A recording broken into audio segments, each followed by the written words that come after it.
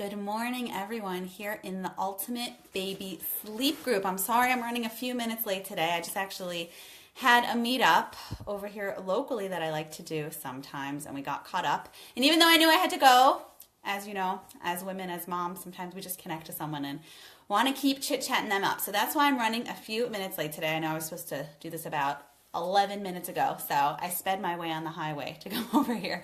Anyway, this week's question thread here in the Ultimate Baby Sleep Group is all about pacifiers. For those of you who are new to the group, every Monday we have a question thread where we post a certain theme, and on Wednesdays I come in and answer you to talk about it. So this week's question thread, Brittany, my love, how are you? Oh my goodness, I missed you. You and I have to have a talk. I'm emailing you when we get off this. You have to be in touch with me. We have to see what's going on with you, missus. This week's topic is pacifiers, friend or foe. Do we like pacifiers? Do we not like pacifiers? Do we advocate using pacifiers? When are pacifiers okay? Should we decide to take away a child's pacifier if they wake up 100 times at night? It is an ongoing struggle, an ongoing challenge, and things that people always want to know more about. So before I get into the questions this week about the pacifiers, and Brittany, you and I need to be in touch, my dear, okay? Before I get nitty-gritty about the pacifiers, let's talk about why babies like pacifiers and why pacifiers can even sometimes potentially be an issue, okay? Pacifiers, obviously, you know, it's a sucking sensation. For newborns, for little babies, they have this sucking reflex. They want to suck, and if you don't want to be a human pacifier, if you are nursing, a pacifier can often be a great option. Now, in this video in this live today, I'm not going to get into our pacifiers always good to use, never good to use. We're not here to battle, as you always know. I'm always just here to give you my politically correct, informative view, and you can make your own decision. Obviously, I'll tell you what I recommend, but the purpose of this discussion today is not to talk about you should always use a pacifier or pacifiers are wrong, you never should, because that's not what this group is about. As you know, if you've been in it for a while or you're new to it, there's no judgment here. We're not here to talk about the mommy wars and bashing heads about what we should never do and what is damaging to our children or this. It's all just about information to help all of us support one another to make the right decisions for sleep and sleep related things. So pacifier, so that's why we're often give a pacifier, right? They make these cute little pacifiers. I've seen them in Target, like Plug, you know, Baby Plug, all these cute things, because they calm a screaming child down very frequently when a child isn't necessarily hungry, or it can act as a soother for a child that's having certain issues getting comfortable. And like I said, you don't want to rock. You don't want to shake, you don't want to bounce, you don't want to pat, and again, you don't want to be the human pacifier. So that's when these pacifiers can be very beneficial, because you can help a child. Conversely, a lot of parents don't want to use pacifiers. They want kids to learn to suck on their fingers independently, or they don't want to have to take a pacifier away as a child grows older. It's a personal decision. They can be amazing though, or they can be your worst enemy. They can be your best friend or your worst enemy. What do I mean? I have no problem with the pacifier if you're okay with it. Okay? You don't mind your child taking it, or, you know, you're popping it back into your child's mouth 100 times a night. If it doesn't bother you, it's not an issue. My general philosophy always is that something is only an issue as a parent if you think it is. Okay? So that's number one. But if the pacifier is annoying you because you have a 4-year-old walking around with it all day, or it's a dependency problem where you're constantly having to pop it back into your child's mouth over and over and over and over and over, that's when I have a problem with it, because you're not happy and your sleep is getting lost because your child is up from it. So let's talk about possible situations and some of the questions you all asked here in terms of the pacifier, okay? Now, I don't know if I'm going to have time to get to all of these. Let's see how much time we have today. We have a little bit more time, so hopefully we'll be able to. And any of you, if I address your question and you are here on the video with us live, please correct me if I don't fully understand your question or you have something else you want to talk about. Okay, Rachel. My 2-year-old has slept with a pacifier since he was 2 months old, and he's a great sleeper. So that's why I'm tempted to use one with my 3.5-month-old. So far, he hasn't taken to the pacifier. Should I try a different kind? Or is it just as well at this point that he doesn't use one? I think he already has a nurse to sleep association. You are the comfort. You are the one who's helping him get comfortable. Why is my phone ringing? Sorry, guys, I forgot to turn my phone off. I rushed on in here feeling scared that I was late for all of you. Okay, so he has a nurse to sleep association, so he associates sleep with nursing, and he wakes up 2 to 5 times at night. So if the pacifier would work for some of those wake ups, I'd be okay with that, as long as I don't need to keep on putting it back when it falls out. I guess there's no way to know because I'd be causing more problems.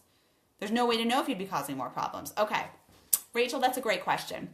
And like you said, it's hard to know.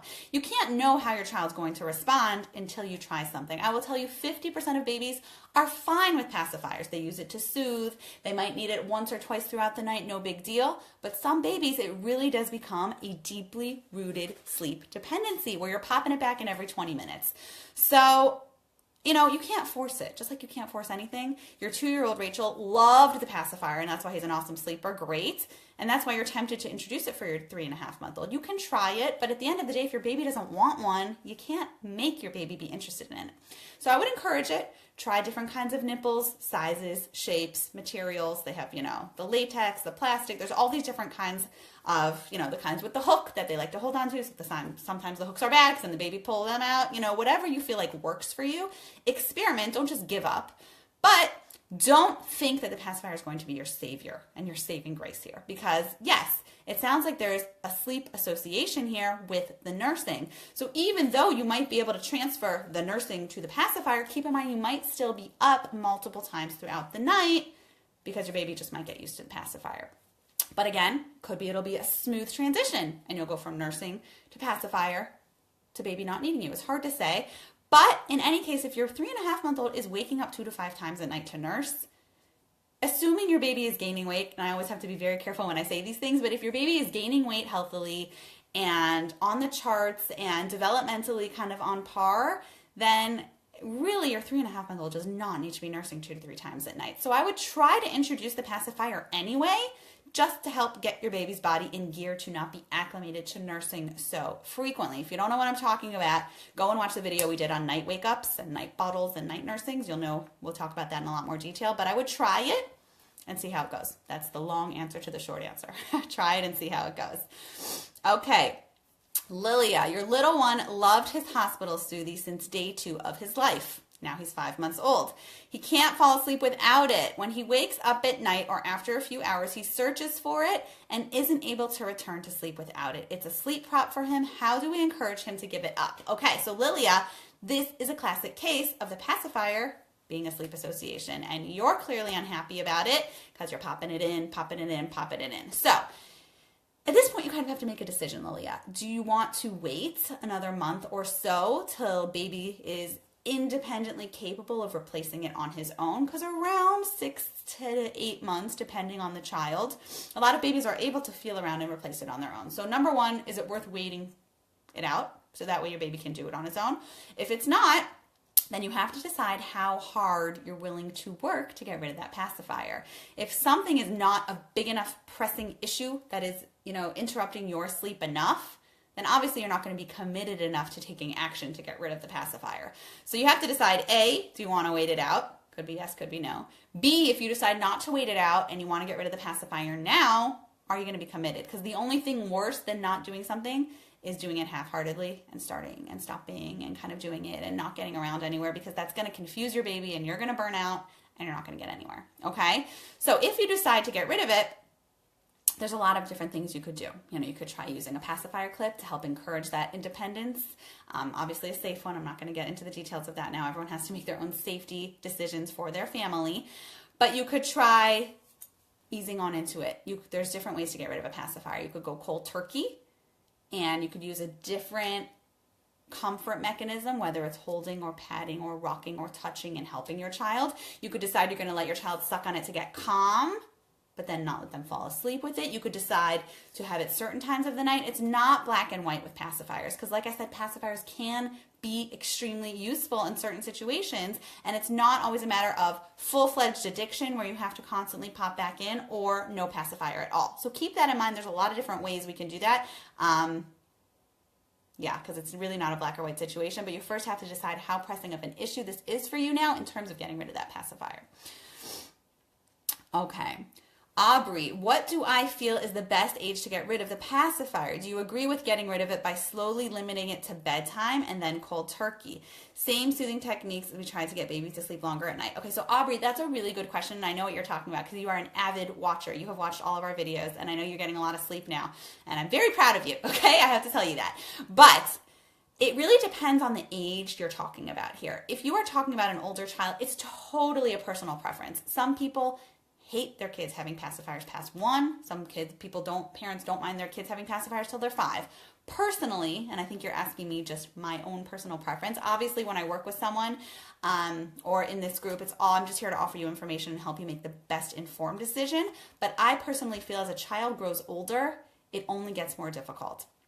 I actually, with one of my kids, even though I tend to typically get rid of pacifiers around 1. That's just what I do with my family because I find already once they're at 1.5, once they're 2, aside from the fact of it getting a lot more difficult because they've actually developed a relationship with this inanimate object, I find their teeth actually start kind of growing in that rainbow shape around them. I don't want to deal with dental problems or things like that as they grow older just because I didn't get rid of the pacifier. That's just me, okay? So I ideally like to get rid of the pacifier when they're young enough that the transition can be smooth, but old enough, not too old to understand we're getting rid of it. My sister likes to keep her children's pacifiers till they're around 3 or 4. And I remember, she's older than I am, but I remember at one point I went over to her house when I was single and she was having a bye-bye passy party. And she put the passy on a balloon and tied it onto the balloon. And all the friends said, bye-bye passy. And she made like a cake in the shape of a pacifier. And it was like this whole shebang. It doesn't matter though, because when bedtime came, her son did not want to go to sleep without the pacifier. So you can do lights and fireworks and dancing, but I feel the older they are, as much as you think they can conceptualize it, they still have a really hard time getting rid of the association. So I like to do it when they're young enough that you don't have to do this whole song and dance and talk about it and do this whole psychotherapy on the pacifier. Okay? So how you can get rid of it is you can get rid of it cold turkey, like I just told Lilia. You can decide, listen, there's no pacifier, get rid of them, it's gone. Use other forms of comfort. Yes, similar to your question, Aubrey, do you just do other forms of comfort to get rid of the dependency? Yes. You can let them have it only at bedtime. You can let them have it only in their bed if you're just trying to limit it from daytime hours all the time to their bed. I had a really interesting idea from one of the families I just worked with. I'm just going to share this with you. I thought it was really wacky, but a really good idea. What she actually did was she had a 4-year-old. We were working with her baby, but she just mentioned this in passing. She had a 4-year-old who was still sucking on the pacifier all day. So what she did was she actually took a string and tied the pacifier to 4-year-old's bed, like, I guess like, Boy Scout style, like a knot the 4-year-old couldn't undo. And therefore, he can only suck on the pacifier when he's close to his bed. I'm not saying that's a means to an end, but it was a good transition that he's not carrying around the pacifier all day. It's not on a clip attached to his shirt. He could only have it when he was in his bed or if he wanted to go to near his bed to have the pacifier comforted. And then from there, I worked with her to get the pacifier less involved. We actually did it much more gradually because this kid was very sensitive, had some sensory issues going on. So what we did was she had it set up when she contacted me. She only had it near the bed, and then we had it only at bedtime. And then we had it only at sleep times, and then we started getting rid of it throughout the night. So it depends on the age, but I do find that when you do it between the 1 to 2-year-old bracket, it's a lot easier, and there's many techniques to do it. You have to feel like what works well for you and what you feel like is fair to your child. Megan, the pacifier has been on your mind. Okay, then this is the thread for you, my dear. Okay, you're interested in hearing opinions. Your daughter just turned 8 months and uses a pacifier. I've limited it to only bedtime and naps and when we are in the car. Otherwise, she doesn't have it. Ideally, I'd like to get rid of it as I don't want it affecting her teeth. She has 4 now. Thoughts? Continue? Okay, so this is exactly what I was talking about, Megan. It really depends. 8 months, 9 months, 10 months, around a year, like I said, is when I like to do it personally with my own kids, my own babies. The longer you wait, though, the harder it is because the bigger fight it's going to be. So if you want to get rid of the pacifier now, it sounds like you've already done a great job at limiting it to nap time, to bedtime, to car.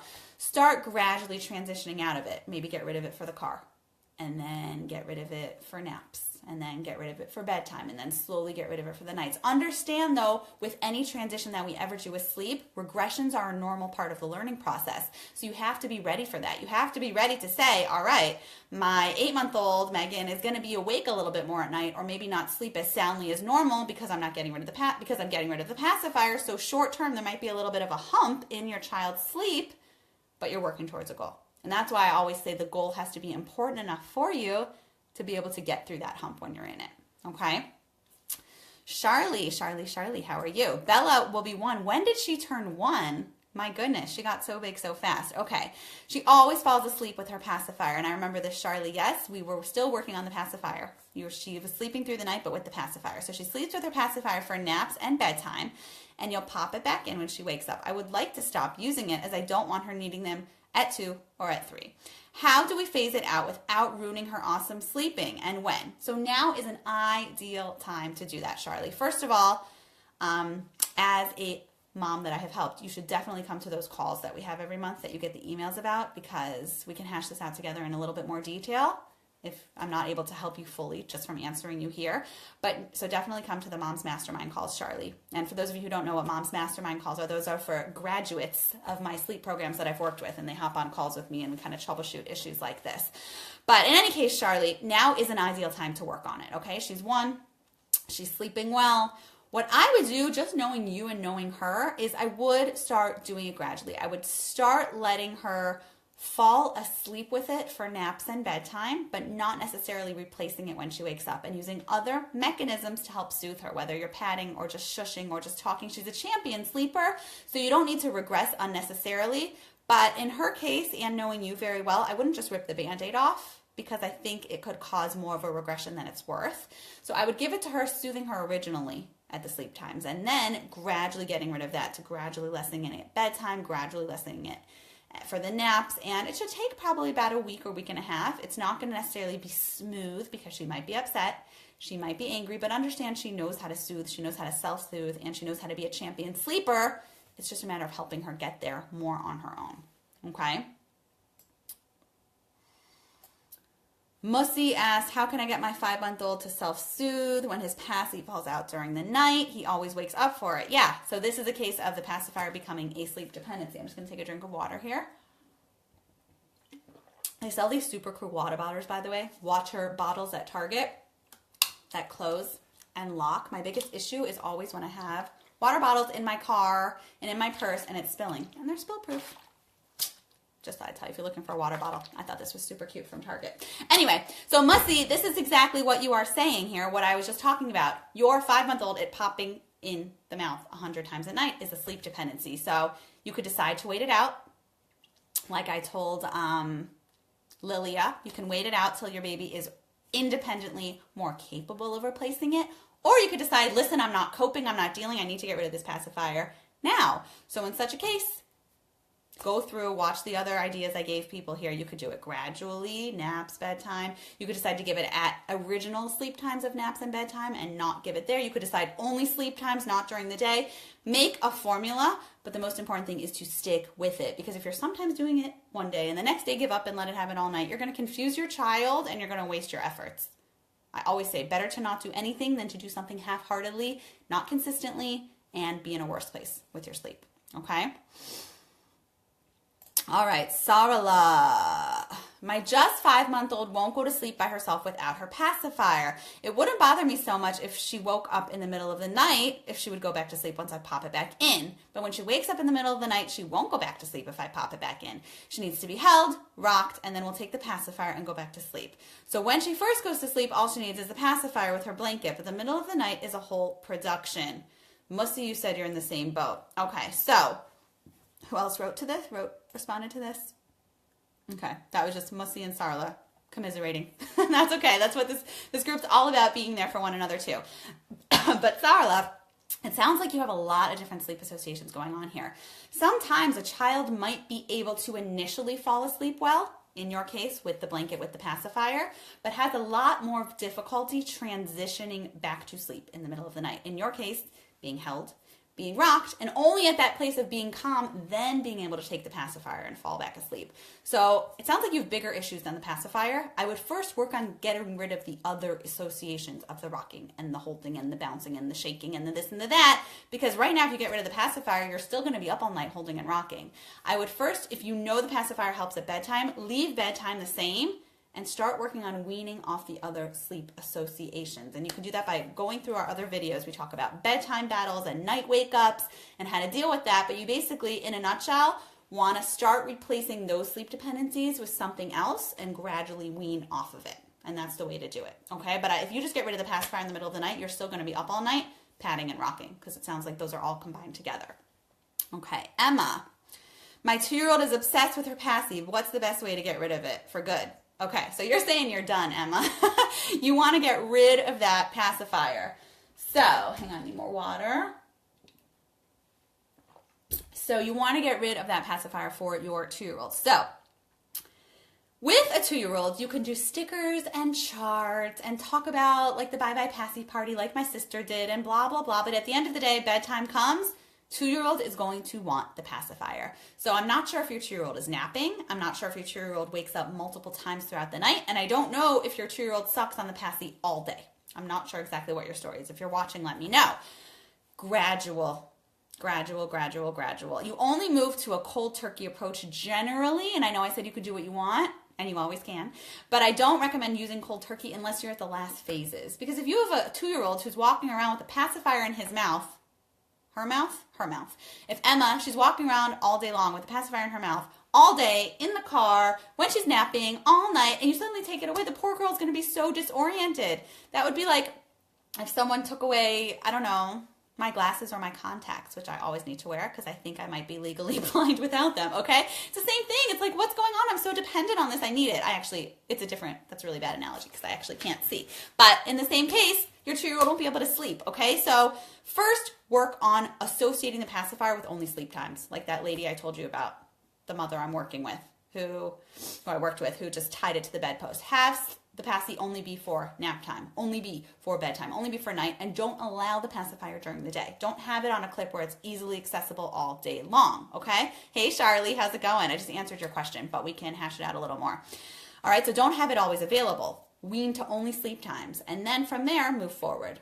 Only falling asleep or only in the middle of the night, and then from there, gradually take it away. So it's at a point where there's such minimal involvement, your child isn't going to need it.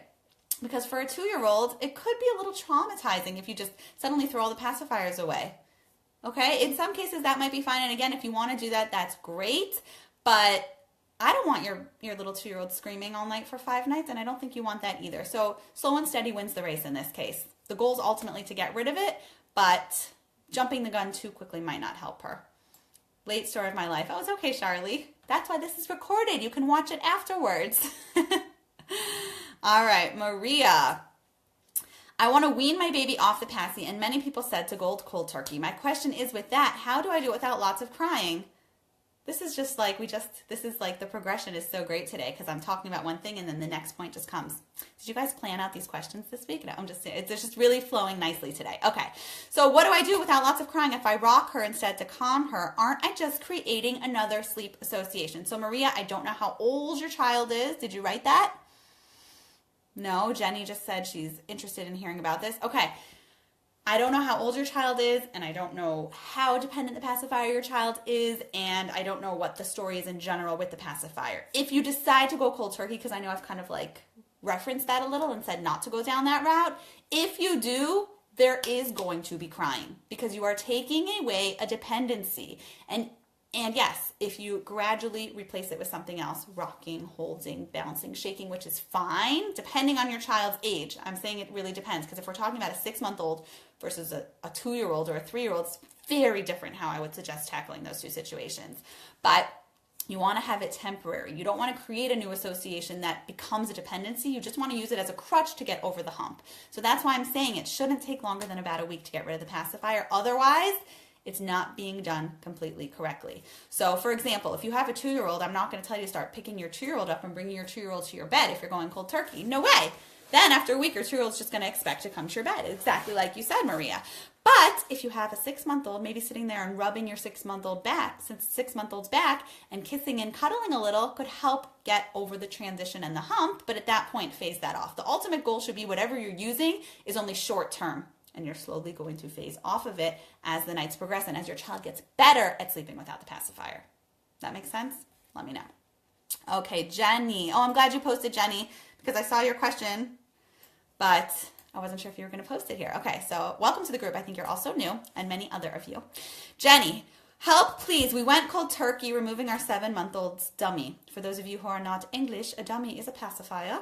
She's done quite well for the last 5 days, but today cried uncontrollably for 2 hours at bedtime to the point where I knew the only thing that would get her to sleep well is to give back the dummy.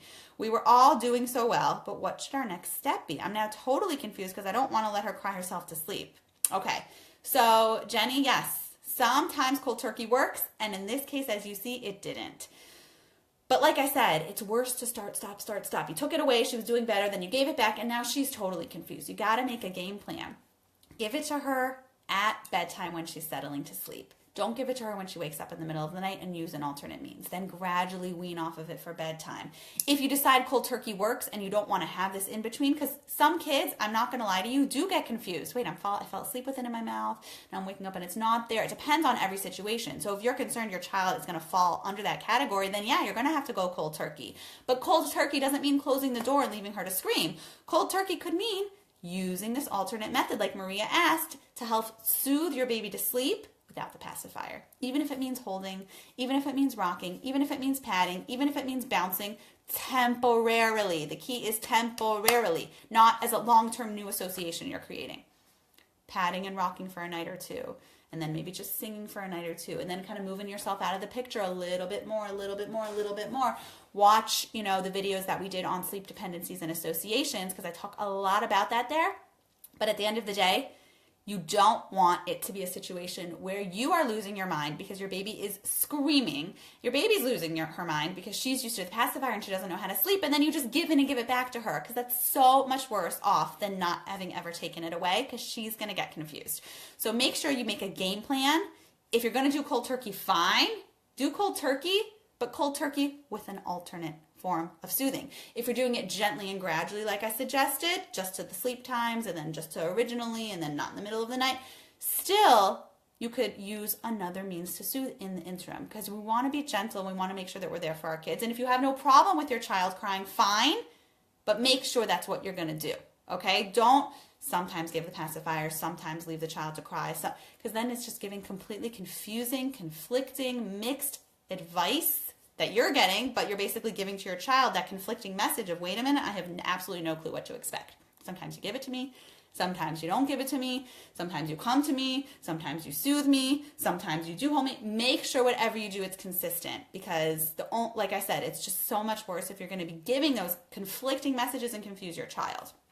Okay? Does anyone else watching, I see your names, but I'm not going to say, don't worry. Does anyone else watching have any questions about pacifiers, sleep associations with pacifiers, when to get rid of pacifiers, the ideal age that we talked about, different methods of slowly phasing your child out versus cold turkey getting rid of it, anything that I said resonated with you, or you had anything you wanted to ask about pacifiers?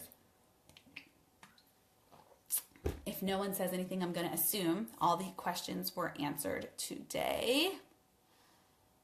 Oh, Tracy, thanks. You're the best. I love this talk. Good. I don't know if any of your daughters are still using pacifiers, but now you know what to do. And you, Tracy, also, just like I told Charlie, please come to those calls. I would love to see you and talk to you, and I miss you. Okay. Aubrey, great. I'm so happy this helped you. Okay, so that's that. Now, I don't know what the next week's topic is going to be, because a lot of you did post comments on what you'd like to see the Monday topics be about. Post there if you didn't yet, because I'm taking feedback. I want to answer your sleep questions. I want to make sure we're discussing topics that are relevant to you. I could talk about sleep up to newborns to 7-year-olds endlessly for hours. I have so much information, but I want to make sure it's relevant to you, and I want to make sure that it helps you. And I want to make sure we can do whatever possible to help you get the sleep you need, because that's the purpose of this group. So if you haven't yet, I posted something asking what your sleep questions are that you want me to address in the Monday thread. Please post there. I'm definitely taking feedback, and we're going to line it up and hopefully get those sleep questions answered. Okay, have a great Wednesday, great rest of your week, and that's that. What else did someone say? Your new one, just 11 weeks. Congrats on the new baby. You missed the magic age. You didn't miss the magic age. You can still work on it with your baby's sleep. Charlie, you're not getting the information. Okay, I'm going to email you, Charlie, about that. I don't know why you're not getting that about the monthly calls, because you should be, because you get that for a whole year after we finish working together. So I will see what the story is with that. And that's that. Have an amazing day. Take care.